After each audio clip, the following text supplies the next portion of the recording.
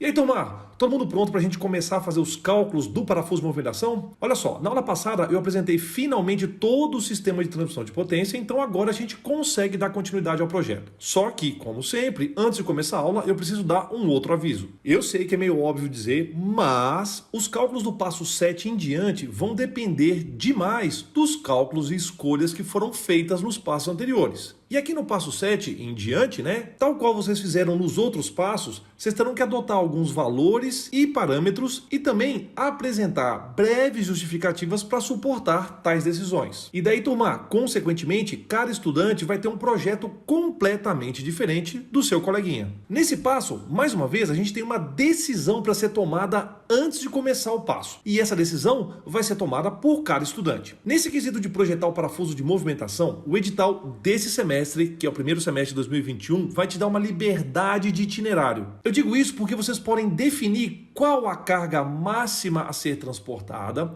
Depois vocês podem fixar os coeficientes de segurança específicos para os modos de falha do parafuso e da porca. E finalmente vocês podem definir os materiais com os quais o parafuso e a porca serão fabricados. Daí, ao escolher essa estratégia de projeto, que eu chamei carinhosamente de estratégia número 1, vocês optam para que a geometria do fuso seja a incógnita desse passo 7 do projeto. Inclusive, essa estratégia número 1, que prescreve essa sequência de cálculos que eu acabei de comentar, reflete demais o caso mais comum da realidade do dia a dia de quem faz projetos. Eu digo que é o caso mais comum de projetos porque, tipicamente, você projeta os componentes sabendo quais são as condições de desempenho do mecanismo.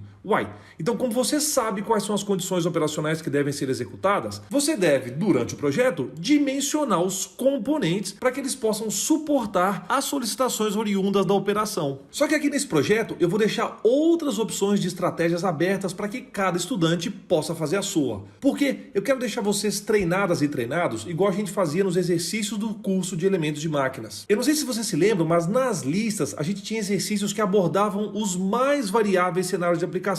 Então, já em elementos de máquinas, vocês tiveram a oportunidade de exercitar todas as estratégias de projeto. É por isso que no projeto desse semestre, quaisquer abordagens que vocês queiram adotar para projetar o parafuso de movimentação serão bem-vindas. Naturalmente, desde que os cálculos e as estratégias sejam bem executadas. Então, só para ilustrar quais seriam essas outras possibilidades de estratégia, eu vou explicitamente comentar com vocês as opções existentes. Em uma segunda opção de estratégia, que eu carinhosamente numerei como estratégia número 2, vocês podem escolher o material do parafuso e da porca, e depois escolherem a dimensão do parafuso e da porca, e isso fará com que vocês tenham que calcular qual que é a carga máxima que o sistema pode elevar para determinados coeficientes de segurança que vocês também vão definir. Agora, nós temos uma terceira opção de estratégia, que é quando vocês vão deixar como incógnitas os materiais do parafuso e da porca. Nesse tipo de situação, vocês vão escolher a carga a ser transportada, vocês vão escolher os coeficientes de segurança específicos para cada modo de falha do parafuso e da porca, e também vocês vão escolher uma determinada geometria para o parafuso e para a porca. Ou seja, a incógnita do passo 7 na estratégia de número 3 seria a especificação dos materiais do sistema de elevação. E daí, finalmente, uma última opção de estratégia seria você escolher o material do parafuso e da bucha, e você fixar qual a carga deve ser transportada pelo sistema, e vocês fixarem a geometria do parafuso e da porca, e por fim vocês vão ter que calcular quais seriam os coeficientes de segurança para cada modo de falha do parafuso e da porca. E essa daí seria a estratégia de número 4 para o projeto do parafuso de movimentação. Então, cada estudante vai escolher a sua estratégia dentre as 4 opções disponíveis, e obviamente nós teremos projetos muito diferentes entre si. E claro, turma, vocês têm que aplicar as fórmulas adequadamente para determinar as incógnitas e projetar o fuso responsável pela elevação da carga. Não somente o fuso, como a porca, ou também chamada de bucha, tem que ser projetada adequadamente. Agora, pode ser que em um determinado semestre eu peça para que cada estudante adote uma determinada estratégia logo no edital do projeto, que não é o caso do projeto do primeiro semestre de 2021. Então, fiquem atentas e atentos nas especificações de projeto, ou seja, no edital de cada semestre. Reforçando que nesse primeiro semestre de 2021, a escolha da estratégia para projetar o parafuso de movimentação é livre. Agora, é claro que para evitar redundância de videoaulas, eu vou gravar videoaulas somente para a estratégia número 1, que é a mais comum. E daí, quem optar por usar as outras estratégias vai ter uma boa base durante os seus cálculos também. Gente, essa figura aqui ilustra aquela frase famosa de que todos os caminhos levam a Roma. Saibam de antemão, por favor, que independente do caminho, ou seja, da estratégia que você escolher para projetar o fluxo de movimentação nesse passo número 7, ainda assim você vai ter que adotar alguns parâmetros adicionais. E ao longo do seu itinerário, vocês precisam identificar a possibilidade de que algum cálculo dê errado e retorne resultados ou inviáveis de serem aplicados, ou que os cálculos resultem em algum parâmetro fora da realidade. Então, por exemplo, vamos supor que com as escolhas que você fez, algum coeficiente de segurança seja igual a 90. Esse valor atende aos critérios de falha? Matematicamente sim, porque isso indica que não vai haver a ocorrência daquele determinado modo de falha. Mas, ao mesmo tempo, um coeficiente de segurança da ordem de 90 é um indicador de que alguma adoção feita possa ter sido exagerada. E daí, turma, se for esse o caso, de um coeficiente de segurança tão alto, por exemplo, o projeto tem que ser revisto e os cálculos devem ser refeitos. Mesmo sendo um projeto didático, a gente não quer estimular o dimensionamento excessivo ou valores fora da realidade. Então, é fundamental estimular o senso crítico de vocês. Então, fiquem alertas, por favor. E claro, por conta desses eventuais e prováveis recálculos e mudanças, é fundamental que um método adequado de cálculo seja adotado durante o seu projeto, porque isso vai permitir que sejam feitos recálculos sem grande dispêndio de tempo.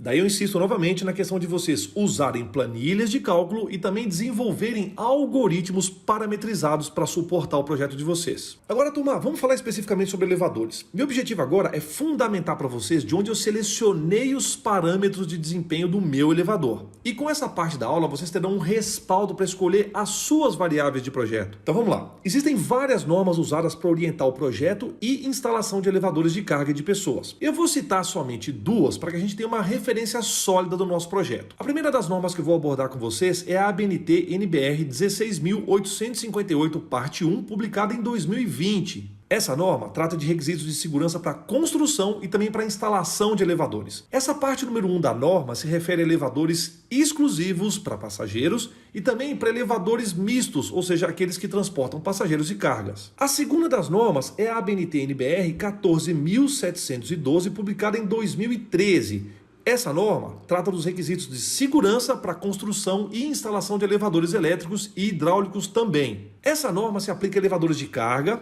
monta-cargas e elevadores de maca. Olha um ponto importante, turma. Os elevadores de carga têm que satisfazer as prescrições dos elevadores de passageiros no que lhe for aplicável. E também os elevadores de carga devem ser compatíveis com o transporte da carga. O nosso projeto se refere a um elevador de cargas, mas que não usa cabos. O nosso elevador utiliza como mecanismo de elevação um parafuso de movimentação. Então que isso fique bem claro, tá? Eu estou mostrando essas normas para vocês porque tem uma questão importante delas que se refere a classes de carregamento. Então olha só, de acordo com a BNT NBR 14.712, publicada em 2013, existem 3 classes de carregamento para elevadores. São as classes A, B e C. A classe A é a nomenclatura dada para os elevadores de transporte de carga comum. Nesse tipo de elevador, o peso da carga tem que ser distribuído ao longo da plataforma. Inclusive, nesses casos, uma peça individual nunca pode ter peso superior a 1/4 da carga nominal do elevador. E nesses elevadores, o carregamento e o descarregamento das cargas são feitos manualmente ou através de empilhadeiras manuais, paleteiras ou carrinhos hidráulicos. Agora, quando a gente fala sobre a classe B, a gente está falando sobre o termo destinado para os elevadores de transporte de veículos. E aí, turma, como a própria figura ilustra, esse tipo de elevador é utilizado para o transporte de veículos utilitários ou automóveis de passageiros. E claro,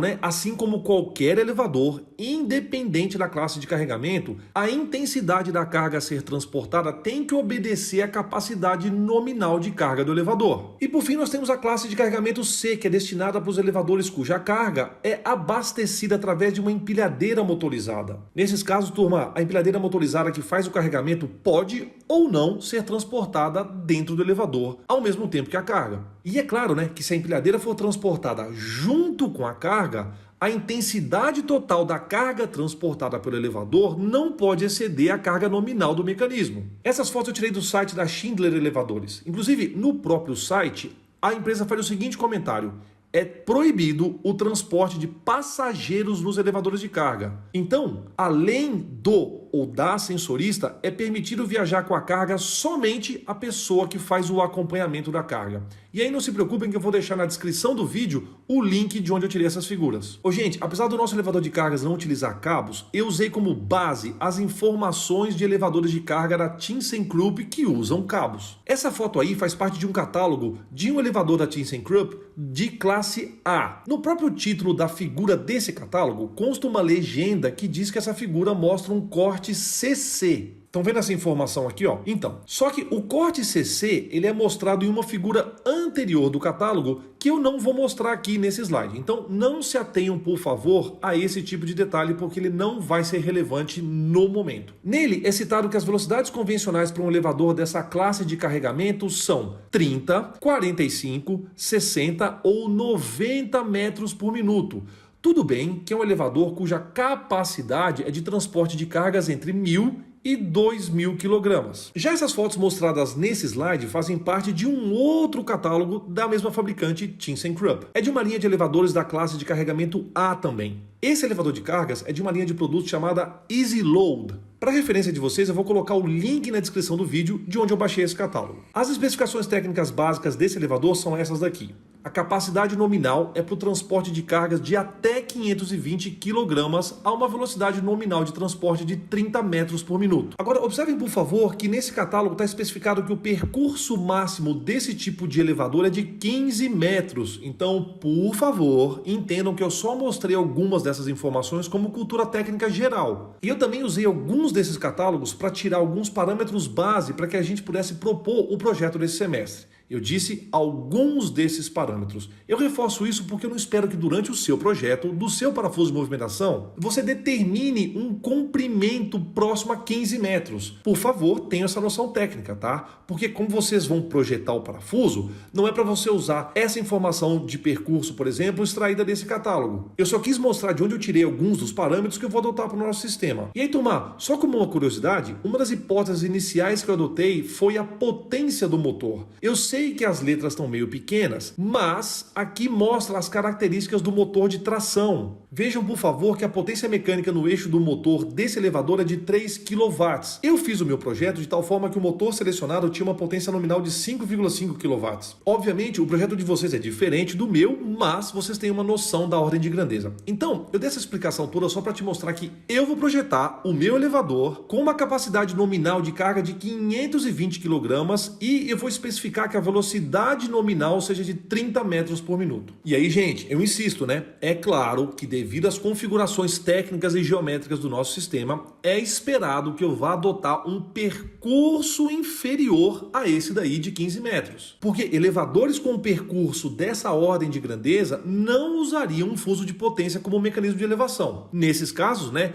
de percursos tão grandes, o mais indicado é utilizar cabos. E eu sei que eu já disse antes que eu forcei a barra para justamente propor um projeto no qual vocês pudessem demonstrar todo o aprendizado adquirido ao longo dos cursos de elementos de máquinas. Então, no seu projeto, se você optou por seguir uma mesma estratégia que eu para os cálculos do passo 7, você precisa escolher qual a carga nominal do seu elevador. E aí, para sua referência nessa escolha, eu estou te mostrando esse elevador automotivo como exemplo. Eu fiz isso porque esse elevador automotivo é composto por 2 parafusos de movimentação. Então, ele é um exemplo muito próximo do nosso projeto. E aproveito para reforçar aquele detalhe, né? Eu espero que você não tenha visto por aí um elevador desses com curso de 15 metros. Inclusive, se você viu, é melhor você refletir sobre a oficina que você está utilizando como fornecedor de serviços preferencial. Não sei se vocês se lembram, mas na própria lista de exercícios de elementos de máquinas 1, no assunto parafusos de movimentação, tem um exercício de um elevador que é utilizado na manutenção de um Mustang. E aí, gente, como eu costumo fazer, para confeccionar o exercício, eu tomei como referência dados reais extraídos do próprio manual do carro. Naquela versão de carro, né, a massa do Mustang é de 1.700 kg. Então, na ocasião do exercício, né, foram utilizados 2 parafusos trapezoidais de especificação 40 por 7 por 3 e ambos eram feitos com aço classe de resistência 3.6. Então, vocês podem ter uma ideia de qual a capacidade de carga de parafusos de movimentação. É claro, né? No exercício, o peso do veículo tem que ser dividido por 2 parafusos dessa natureza. Mas o que eu quero dizer é que vocês tenham uma noção da ordem de grandeza. Então vamos dar sequência. E como eu disse anteriormente, no meu projeto, do meu elevador, eu vou supor que a carga nominal a ser transportada seja de 520 kg. É claro que no nosso projeto, nós temos apenas um parafuso de movimentação. Então essa carga nominal não será dividida em mais parafusos. E vocês podem considerar aí uma tolerância de 10% para a capacidade de carga. Eu vou explicar para vocês. Porque olha só, se no seu projeto você optou por seguir a mesma sequência de cálculos que eu, além de você escolher qual a carga nominal do seu elevador, você também precisa escolher qual a velocidade de subida ou descida da sua plataforma. Então, nesses 2 slides que passaram, eu apresentei 2 elevadores de classe de carregamento A. Se vocês optarem por cargas nessa mesma ordem de grandeza, saibam que, conforme o catálogo para elevadores de classe de carregamento A, os valores convencionais para velocidade de translação são 30, 45, 60 ou 90 metros por minuto. E vocês têm liberdade de adotar qualquer valor entre o intervalo de 30 a 90 metros por minuto. Ou seja, cada estudante vai literalmente ter um projeto diferente do outro. No meu caso, eu justifiquei a escolha da minha velocidade por conta do catálogo do fabricante. Mas, por se tratar de um projeto didático, vocês podem deliberadamente escolher qualquer valor desde que a velocidade de operação esteja dentro desse intervalo. Inclusive, pode ser um número não inteiro, desde que esteja dentro desse intervalo. E outra questão, como essa velocidade vai ser o ponto de partida e vai influenciar os cálculos subsequentes, pode ser que as adoções feitas agora, em breve, acabem mudando um pouquinho a velocidade de translação. Eu vou explicar. Pensa aqui comigo, por favor. Eu vou supor que a velocidade de operação do elevador seja de, por exemplo, 45 metros por minuto. Isso vai afetar a relação de transmissão entre o par de engrenagens cônicas. Então, pode ser que para eu tentar chegar nesse valor de 45 metros por minuto, a gente tenha que utilizar uma relação de transmissão de 2,3. E pode ser que para atender essa relação de transmissão não existam números inteiros de dentes que satisfaçam esse número.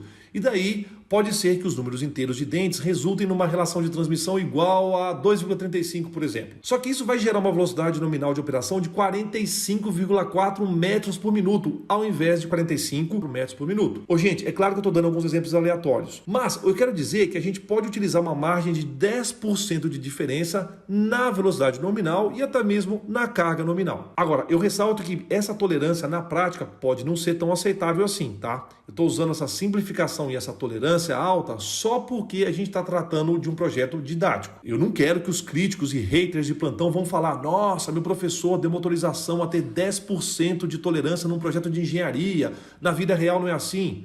Então, se for o caso, fala para o hater me procurar, que eu vou falar para ele bolar um projeto mecânico com tanta coisa estruturada, em um tempo 10% menor do que eu tive e ainda no meio de uma pandemia e coordenando 14 disciplinas diferentes na faculdade. Agora você botou uma fé, hein? Exemplo claro de Maluf pistola. Olha só, no meu caso, eu vou considerar uma velocidade de transporte de 30 metros por minuto, conforme eu havia conversado com vocês. Lembrando que essa velocidade, depois dos cálculos subsequentes, pode resultar em valores operacionais ligeiramente diferentes. Então, turma, no fim do passo 2, eu tinha compilado essa tabela com as respectivas potências, torques e rotações em cada elemento.